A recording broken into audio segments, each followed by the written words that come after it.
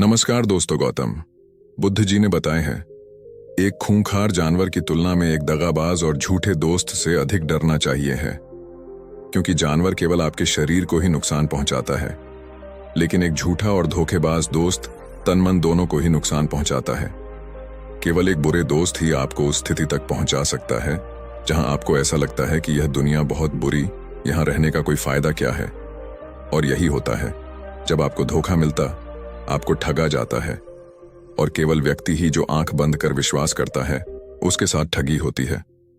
हम किसी पर सीधे विश्वास नहीं करते हैं, विश्वास धीरे धीरे बढ़ता है, लेकिन कुछ समय के बाद यह विश्वास इतना मजबूत हो जाता है कि हम उस व्यक्ति के सामने अपनी आंखें, कान और मन बंद कर देते हैं, और फिर ऐसी स्थिति में होते कि हमारे सबसे विश्वास योग्य व्यक्ति हमें सबसे ज्यादा धोखा और दुख देता है। हम दुनिया में विश्वास खो देते हैं और हम सभी को संदेह के साथ देखना शुरू कर देते हैं। वास्तविकता में यह दुनिया धोखे पर चल रही है। हम किसी ना किसी को धोखा देते हैं, कहीं ना कहीं या कभी ना कभी अपने जीवन में, और दूसरे लोग भी हमें धोखा देते हैं। दूसरों द्वारा धोखा देना समझना संभव है, लेकिन हमने वर्षों से अपने आप को ही धोखा दिया है। हम अपने आप को ऐसी बातों को मनाते हैं ताकि हमें सच्चाई का सामना न करना पड़े, और हम अपने छोटे से दुनिया में खो जाते हैं। धोखा या विश्वासघात एक दो धारी तलवार की तरह होता है। हमें ऐसा लगता है कि हम दूसरे व्यक्ति को धोखा देकर उसे बेवकूफ बना रहे, लेकिन यह कपट से भरी तलवार हमारे सामने खड़ा व्यक्ति का गला उतना ही काटती है जितना कि यह हमारे गले को भविष्य में काटती है। दोस्तों, आज की इस कहानी के माध्यम से हम आपको कुछ ऐसे तरीके बताएंगे जिनसे आप धोखा खाने से खुद को बचा सकते हैं। भावनात्मक रूप से कमजोर आदमी का लोग हमेशा फायदा उठाते रहते हैं। जो भी इंसान नरम दिल का होता है, यानी कि भावनात्मक रूप से करुणान होता है, वह अपनी करुणा बस दूसरों की सहायता तो कर देता है, लेकिन बदले में उसे हमेशा धोखा ही मिलता है। तो क्या एक इंसान को भावनात्मक नहीं होना चाहिए? क्या उसे दूसरों पर भरोसा नहीं करना चाहिए? दूसरों की सहायता नहीं करनी चाहिए? क्या करुणावान और संवेदनशील होना गुनाह है? कोई गलती है? कोई संवेदनशील आदमी दिल का बहुत अच्छा होता है। आइए जानते हैं इस कहानी के माध्यम से। उससे पहले, अगर आप भी भगवान बुद्ध को दिल से मानते हैं और उनके सच्चे भक्त हैं, तो कहानी को पूरा सुने और कमेंट बॉक्स में नमो बुद्धाय अवश्य लिखें। एक बार एक युवक जंगल के वृक्ष पर मुक्के मार रहा था। वह बहुत जोर जोर से मुक्के मार रहा था। वह अपने मन का गुस्सा निकालने की कोशिश कर रहा था। शायद उसको किसी ने धोखा दिया था, या फिर उसके साथ बहुत बुरा हुआ था, जिससे वह बहुत ज्यादा परेशान था। उसे कहीं भी शांति नहीं मिल रही थी। वह लगातार उस वृक्ष पर मुक्का मार रहा था, जिससे उसकी उंगलियां लहूलुहान हो चुकी थी। उसी जंगल में एक शीतल पानी का झरना था। वहां पर एक बौद्ध भिक्षु रोज संध्या के समय स्नान करने आया करते थे। यह उनका नित्य का नियम था। आज जब वह इस रास्ते से स्नान करने के लिए उस जंगल में आए, तो उन्होंने देखा कि युवक जोर जोर से चीख रहा था और रो रहा था, और लगातार उस वृक्ष पर मुक्के मारे जा रहा था। उस युवक के आसपास कोई मौजूद नहीं था। इससे उस भिक्षु को उस युवक की चिंता होने लगी। उसने सोचा कि अगर मैं इसे ऐसे ही अनदेखा करके चला जाऊं, तो कहीं यह आत्महत्या ना कर ले। ऐसे विचार आने के बाद भी वह कुछ नहीं बोले। वह लगातार उस युवक की तरफ देखे जा रहा थे। कुछ देर तक तो उस युवक ने उस भिक्षु को नजरअंदाज किया, लेकिन कुछ देर बाद उसे अजीब सा लगने लगा। उसने सोचा, ना तो यह मुझे रोक रहा है और ना ही कुछ कह रहा है, यह तो बस मुझे देखे जा रहा है। इसका क्या मतलब है? वह बहुत अजीब आदमी है।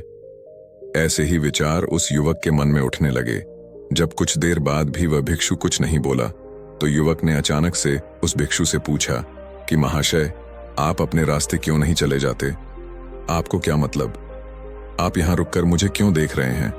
भिक्षु ने बहुत शांत स्वर में कहा कि मैं तुम्हें रोक नहीं रहा हूं, तुमसे कुछ कह नहीं रहा हूं, तो मुझसे तुम्हें क्या परेशानी है? मेरी तरह ही यह वृक्ष, पौधे और पक्षी, यह सब तुम्हें तो देख ही रहे हैं।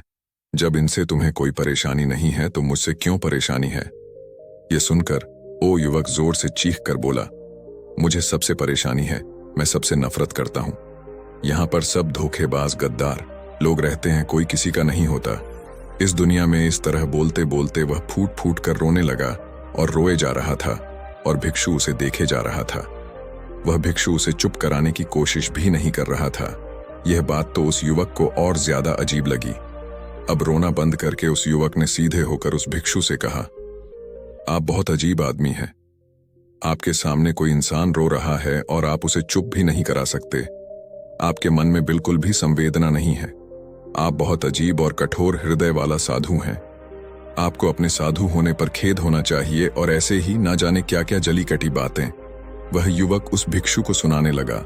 कुछ देर बाद जब युवक का गुस्सा निकल चुका, तब भिक्षु ने बहुत ही शांत स्वर में कहा कि आज मैं तुम्हें कंधा दे सकता हूं, तुम्हारे आंसू भी पहुंच सकता हूं, लेकिन इससे तुम्हारी समस्या का समाधान नहीं होगा। कुछ देर के लिए तुम्हारा मन शांत हो जाएगा, उसके बाद फिर वही जिंदगी, वही लोग जो तुम्हें आज कंधा देने के लिए भी तुम्हारे पास नहीं है। फिर से तुम उसी जिंदगी में लौट जाओगे। कोई तुम्हें धोखा देगा, कोई तुम्हारा फायदा उठाए और तुम अपने मन को ऐसे ही तकलीफ पहुंचाते रहोगे। तो आंसू पोंछने की बजाय तुम्हें मुझसे कुछ ज्ञान की बातें जान लेना चाहिए, जिससे तुम्हें जीवन में कोई भी धोखा ना दे सके, तुम्हारी अच्छाई का कोई भी फायदा ना उठा सके। याद रखना, आंसू पोंछने वाले तो तुम्हें बहुत मिल जाएंगे, लेकिन ध्यान और सही समझ देने वाला कभी कभी कोई इंसान मिलता है। भिक्षु ने उसे बताया कि मैं पास ही के झरने में स्नान करने के लिए जा रहा हूं। बहुत ही शीतल पानी है वहां का। अगर तुम चाहो तो तुम भी मेरे साथ जा सकते हो। यहां पर अकेले परेशान होने से अच्छा है कि तुम झरने के शीतल पानी में स्नान करो, जिससे तुम्हारा दिमाग, मन, मस्तिष्क और तुम्हारा शरीर सब कुछ पवित्र हो जाएगा। यह सुनकर वह युवक उस भिक्षु के पीछे पीछे हो लिया। जंगल के बीचों बीच रास्ता झरने की तरफ जाता था। जंगल में सन्नाट छाया हुआ था। उनके पैरों तले सूखे पत्तों की चरमरा की आवाज पूरे जंगल में गूंज रही थी। आज पूर्णिमा की रात थी और आसमान में चांद अपनी उजली रोशनी उस जंगल में फेंक रहा था। उस रोशनी में दोनों उस झरने की तरफ चले जा रहे थे। रास्ते में चलते चलते उस युवक ने उस भिक्षु से कहा कि महात्मा, आपकी जिंदगी मस्त है, आपको किसी चीज की कोई परेशानी नहीं है। आपको पता है कि दुनिया में कैसे कैसे लोग रहते हैं, कितने धोखेबाज, कितने मक्कार, और सबसे महत्वपूर्ण बात, अपने लोग ही धोखा देते हैं, जिनसे हम प्रेम करते हैं, जिनको हम अपना मानते हैं। जब उन्हीं से धोखा मिलता है तो कैसा महसूस होता है। कभी कभी तो लगता है कि भोले और दयालु लोगों के लिए ये दुनिया नहीं बनी है, ये धोखेबाज के लिए है, मक्कार के लिए है। वही यहाँ पर फलते फूलते हैं, वही आनंद से जीते हैं, और हमारे जैसे लोग जो दूसरों की सहायता करते हैं, दूसरों को अपना मानते हैं, वह हमेशा जीवन भर हर दुख में रहते हैं। यही जीवन की सत्यता है और यही संसार है जिसमें हमें रोज घुट घुट कर मरना होता है। गुरुदेव, आपने सही किया, ऐसी जिंदगी को त्याग दिया, पीछे रहने दिया। अब बस अपने में मस्त, किसी से कोई परेशानी नहीं है, किसी की कोई चिंता नहीं। मैं भी सोचता हूं कि मैं भी सन्यास ले लूं। यह सुनकर उस भिक्षु ने कहा कि तुम्हें क्या लगता है, सन्यासी जीवन बहुत आसान होता है। भिक्षु ने बहुत शांत स्वर में कहा कि तुम्हें तो 2 वक्त की रोटी तो शांति से मिल जाती है, हमें तो कभी कभी वह भी नसीब नहीं होती। अगर भिक्षा मिल जाती है तो हम खा लेते हैं, वरना हमें तो भूखा ही सोना पड़ता है। यही हमारा सन्यासी जीवन है। हमें हमेशा नीचे सोना रहता है, सिर्फ एक लंगोट में रहना होता है। चाहे कैसा भी मौसम क्यों ना हो, तो यह सब तुम्हें आसान लगता है, तो तुम भी सन्यासी बन जाओ। युवक ने कहा कि आप कहते तो ठीक ही हैं। संघर्ष तो दोनों तरफ है, सांसारिक जीवन में भी और सन्यास जीवन में भी। वैसे सांसारिक जीवन भी अच्छा है, लेकिन तब तक जब तक घर परिवार में सुख शांति बनी रहे, धोखा ना मिले, हमारे लोग हमारा फायदा ना उठाएं, हमसे झूठ ना बोले, हमें धोखा ना दे, तब तो जीवन जीने का आनंद होता, वरना जीवन नर्क हो जाता है। भिक्षु ने कहा, सन्यास अपने मन से लिया जाता है। जब हमारा मन कहता है कि हमें सन्यास के मार्ग पर सफलता हासिल करनी है, आगे जाना है, तो ही सन्यासी जीवन सफल हो पाता है। लेकिन तुम अपने घर से परेशान होकर, दूसरे लोगों से परेशान होकर सन्यासी बनना चाहते हो, तो तुम्हारा सन्यासी जीवन भी कभी सफल नहीं होगा। इससे अच्छा तो तुम सांसारिक जीवन में अगर कुछ तरीके, कुछ नियम अपना लो, तो दूसरे लोग तुम्हें धोखा नहीं दे पाएंगे। सबसे पहले तो यह समझो कि धोखा उन्हें ही मिलता है जो भावनात्मक रूप से कमजोर होते हैं, जिनका दिल जल्दी पिघल जाता है, जो दूसरों को दुख में नहीं देख पाते। ऐसे लोगों के साथ धोखे होने की संभावना ज्यादा होती है, क्योंकि कोई भी आदमी अपनी परेशानी बताकर, अपने आप को दुख में बताकर तुम्हारा फायदा उठा सकता है। क्या पता वह झूठ बोल रहा हो, वह दुखी होने का अभिनय कर रहा हो, लेकिन आपको तो सच ही लगेगा और उसके कुछ समय बाद आपको पता चलता है कि आपके साथ धोखा हो गया। उसके बाद आपका मन अंदर से टूट जाता है। इसीलिए सबसे पहली बात ध्यान रखना कि किसी भी व्यक्ति को यह एहसास मत होने दो कि तुम भावनात्मक रूप से कमजोर हो। अंदर से तुम्हारा दिल नरम है। अगर उन्हें यह कमजोरी आपकी पता चल गई तो वह कोई ना कोई जाल रचकर आपका फायदा उठाने की जरूर कोशिश करेंगे।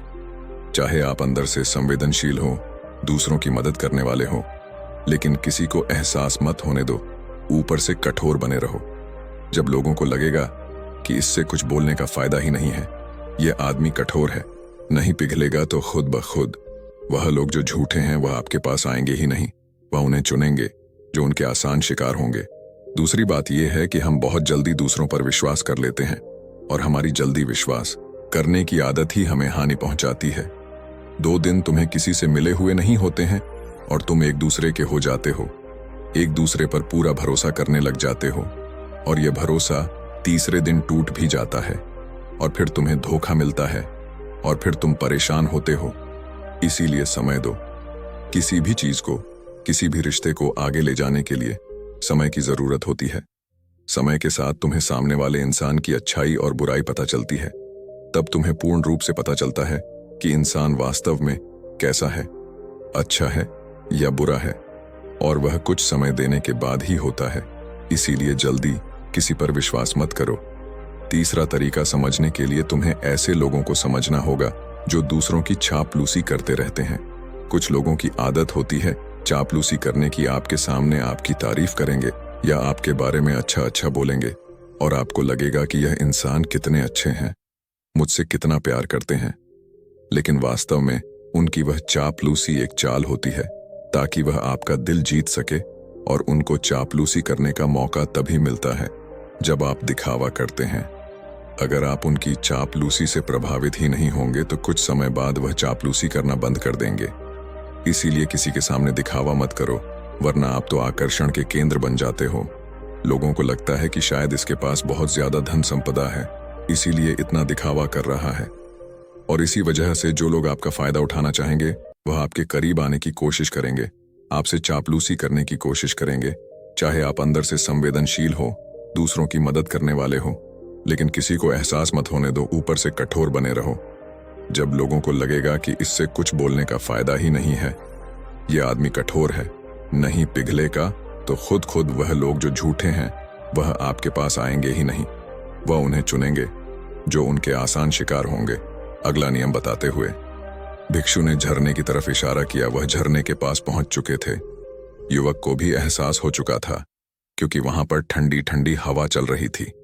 झरने की तरफ जाते हुए भिक्षु ने कहा कि सांसारिक जीवन में एक बात समझने की यह होती है कि हम जिसकी सहायता कर रहे हैं, चाहे किसी भी रूप में, धन से, शारीरिक रूप से, या जिस भी अवस्था में हम किसी की सहायता कर रहे हैं, तो हमें यह ख्याल रखना चाहिए कि सामने वाला वापस कभी भविष्य में हमारी सहायता करने योग्य है कि नहीं है। अगर किसी को पैसा उधार दे रहे हो तो यह समझो कि उसके पास आय का कोई साधन है कि नहीं है। कल भविष्य में वह तुम्हें वापस कर पाएगा कि नहीं कर पाएगा। अगर वह नहीं करेगा तो तुम्हें तकलीफ होगी, तुम्हें दुख होगा। ऐसे तो इंसान करुणा बस भिखारियों को भीख देता है, लेकिन वह गलत नहीं है, क्योंकि जो भी पैसा अपने सामने वाले को दिया है उसे आपके ऊपर कोई ज्यादा प्रभाव नहीं डालेगा। अगर वह आपको को वापस भी नहीं लौट आए, तो अगर किसी ऐसे इंसान को पैसा देना है जो कभी वापस नहीं लौटा पाएगा, तो उतना ही देना चाहिए जिससे तुम्हारे ऊपर ज्यादा दबाव ना बने। अगर वह वापस भी ना कर सके तो तुम्हें दुख ना पहुंचे। अब तक वह दोनों झरने पर पहुंच चुके थे। दोनों ने अपने वस्त्र उतारकर उस झरने के शीतल पानी में कूद गए। पानी ठंडा था। उन दोनों की सारी थकान और उदासी पल भर में ही दूर हो गई। स्नान कर लेने के बाद दोनों उस झरने के सामने एक वृक्ष के नीचे बैठकर बातें करने लगे। भिक्षु ने उसे आगे समझाते हुए कहा कि शुरुआत में लोगों को नजरअंदाज करना सीखो। जब तुम किसी को शुरुआत में नजरअंदाज करते हो तो जो भी लोग किसी लालच की वजह से तुम्हारे पास चिपक रहे थे, उनकी छटनी हो जाएगी। जब तुम उनको नजरअंदाज करोगे तब एक दो बार लोग तुम्हारे पास आने की कोशिश करेंगे, उसके बाद वह तुमसे दूरियां बना लेंगे। और जो आदमी तुम्हारी इंसानियत, तुम्हारी अच्छाई देखकर तुम्हारे पास आएगा, वह नजरअंदाज करने के बावजूद भी तुम्हारे करीब ही बना रहेगा। और यही तो एक सच्चे इंसान की पहचान होती है। जो हमारे अपने होते हैं उनसे हम तकरार भी कर लेते हैं, कला भी कर लेते हैं, उसके बावजूद भी वह हमारी बातों का बुरा नहीं मानते हैं। चाहे कुछ ही समय के लिए वह हमसे नाराज रहे, लेकिन कुछ समय बाद फिर से हम एक हो जाते हैं। और यही तो घर परिवार का मतलब होता है, यही तो अपनों का मतलब होता है। इसीलिए शुरुआत में अनजान लोगों को नजरअंदाज करना सीखो, इग्नोर करना सीखो, ताकि धोखेबाज मक्कार लोग तुम्हारे करीब ही ना आ पाए। अपने इस वार्तालाप को खत्म करते हुए भिक्षु ने अपनी आखिरी और पांचवी बात बताते हुए कहा कि यह आखिरी सीख सबसे ज्यादा महत्वपूर्ण है। सब कुछ होने बाद भी तुम्हें धोखे मिल सकते हैं, लेकिन तुम अगर अपने आंख और कान और अपना दिमाग खोल कर रखते हो, अगर तुम होश में रहोगे, ध्यान करो, तो तुम्हें इंसान की आंखें देखते ही समझ में आ जाएगा कि उसे तुमसे क्या चाहिए। तुम उसकी इच्छा और उसका स्वभाव उसकी आंखों में ही देख सकते हो। लोगों की आंखों में, उनकी वाणी में, उनके स्वभाव में उनका सब कुछ दिखाई देता है। बस हम ही अपनी आंखें मुंहें दोनों बंद कर लेते हैं। दूसरे लोगों से जानो, उसके रिश्तेदारों से जानो, उसके परिवार वालों से जानो कि वह इंसान कैसा है, दूसरों के साथ उसका व्यवहार कैसा है। उसकी जांच करो, तब किसी पर विश्वास करो। ऐसे ही किसी पर विश्वास मत कर लेना। अगर तुम किसी के साथ लंबे समय तक भरोसा करना चाहते हो, किसी के साथ कोई संबंध बनाना चाहते हो और कोई दोस्ती करना चाहते हो या किसी की मदद करना चाहते हो, तो इन सभी परिस्थितियों के बारे में तुम्हें जरूर पता होना चाहिए कि दूसरे लोग उस इंसान के बारे में क्या सोच रखते हैं। इसके बाद तुम जीवन में कभी भी धोखा नहीं खाओगे और तुम्हें कभी भी धोखे की वजह से पछताना नहीं होगा। इसी तरह की बातें करते हुए भिक्षु और वह युवक दोनों जंगल से बाहर आ गए और अपने अपने घर को चले गए। दोस्तों, आज की कहानी आपको कैसी लगी? आप हमें कमेंट में बता सकते हैं। तो चलिए फिर मिलते हैं एक नई कहानी और नई मैसेज के साथ। तब तक आप लोग अपना और अपने परिवार का ख्याल रखिए और इस चैनल को सब्सक्राइब करना ना भूलें। धन्यवाद। नमो बुद्धाय।